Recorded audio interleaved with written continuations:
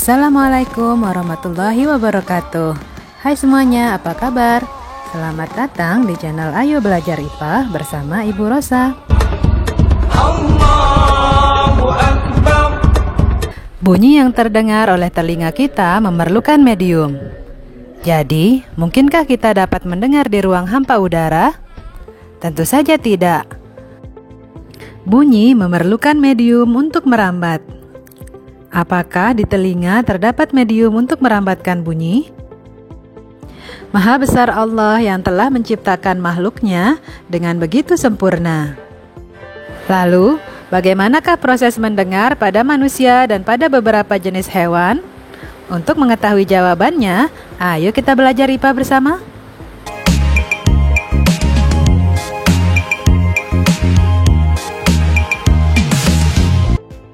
Mekanisme pendengaran manusia. Proses mendengar pada manusia melalui beberapa tahap. Tahap tersebut diawali dari lubang telinga yang menerima gelombang dari sumber suara. Gelombang suara yang masuk ke dalam lubang telinga akan menggetarkan gendang telinga yang disebut dengan membran timpani. Getaran membran timpani ditransmisikan melintasi telinga tengah melalui 3 tulang kecil yang terdiri atas tulang martil, landasan, dan sanggurdi.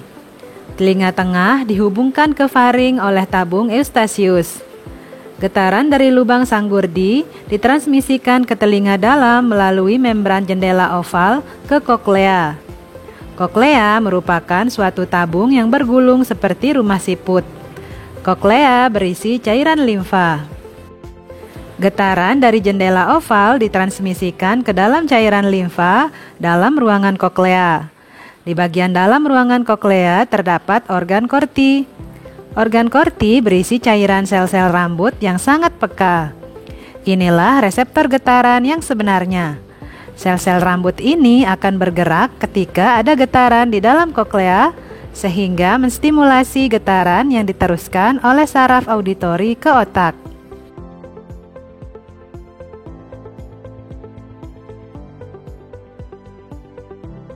Pendengaran pada hewan.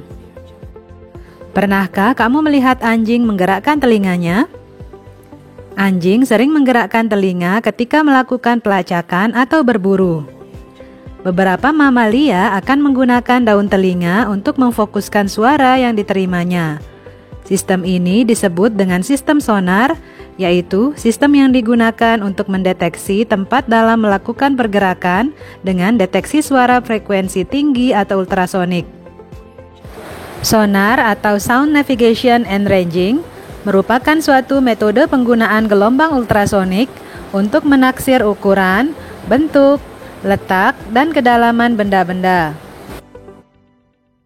Pendengaran pada kelelawar. Kelelawar dapat mengeluarkan dan menerima gelombang ultrasonik dengan frekuensi di atas 20.000 Hz pada saat ia terbang. Gelombang yang dikeluarkan akan dipantulkan kembali oleh objek yang akan dilewatinya dan diterima oleh receiver atau alat penerima yang berada di dalam tubuh kelelawar. Kemampuan kelelawar untuk menentukan lokasi ini disebut dengan ekolokasi. Pada saat terbang dan berburu, kelelawar akan mengeluarkan bunyi yang frekuensinya tinggi, kemudian mendengarkan gema yang dihasilkan. Pada saat kelelawar mendengarkan gema, kelelawar hanya akan terfokus pada suara yang dipancarkannya sendiri. Rentang frekuensi yang mampu didengar oleh makhluk ini terbatas, sehingga kelelawar harus mampu menghindari efek Doppler yang muncul. Menurut efek Doppler, jika sumber bunyi dan penerima suara keduanya tak bergerak, maka penerima akan mendengar frekuensi bunyi yang sama dengan yang dipancarkan oleh sumber suara. Akan tetapi, jika salah satu dari sumber bunyi atau penerima suara tersebut bergerak, frekuensi yang diterima akan berbeda dengan yang dipancarkan. Pada keadaan tersebut, frekuensi suara yang dipantulkan dapat jatuh ke wilayah frekuensi yang tidak dapat didengar oleh kelelawar. Agar dapat menghindari efek Doppler, kelelawar menyesuaikan besar frekuensi suara yang dipancarkannya. Misalnya, Kelelawar akan mengirimkan suara berfrekuensi tinggi untuk mendeteksi lalat yang bergerak menjauh sehingga pantulannya tidak hilang. Pendengaran pada lumba-lumba. Pernahkah kamu melihat lumba-lumba? Habitat asal lumba-lumba adalah di lautan. Lumba-lumba dapat dilihat di permukaan air, namun sebagian besar waktu mereka berada di dalam kedalaman laut yang cukup gelap. Sekalipun hidup di kedalaman laut, lumba-lumba mempunyai sistem yang memungkinkannya untuk berkomunikasi dan menerima rangsangan, yaitu sistem sonar. Sama seperti kelelawar, sistem ini berguna untuk mengindrai benda-benda di lautan, mencari makan, dan berkomunikasi. Bagaimana cara kerja sistem sonar pada lumba-lumba? Lumba-lumba bernapas melalui lubang yang ada di atas kepalanya. Di bawah lubang ini terdapat kantung-kantung kecil berisi udara. Agar dapat menghasilkan suara berfrekuensi tinggi, lumba-lumba mengalirkan udara pada kantung-kantung ini. Selain itu, kantung udara ini juga berperan sebagai alat pemfokus bunyi. Kemudian, bunyi ini dipancarkan ke segala arah secara terputus-putus.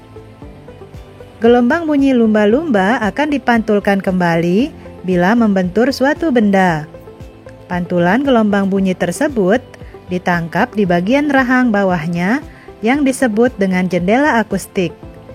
Dari bagian tersebut, informasi bunyi diteruskan ke telinga bagian tengah dan akhirnya ke otak untuk diterjemahkan. Dengan cara tersebut, lumba-lumba mengetahui lokasi, ukuran, dan pergerakan mangsanya. Lumba-lumba juga mampu saling berkirim pesan walaupun terpisahkan oleh jarak lebih dari 220 km. Lumba-lumba berkomunikasi untuk menemukan pasangan dan saling mengingatkan akan bahaya. Sekian dulu video pembelajaran kita kali ini. Semoga informasi dalam video ini bermanfaat.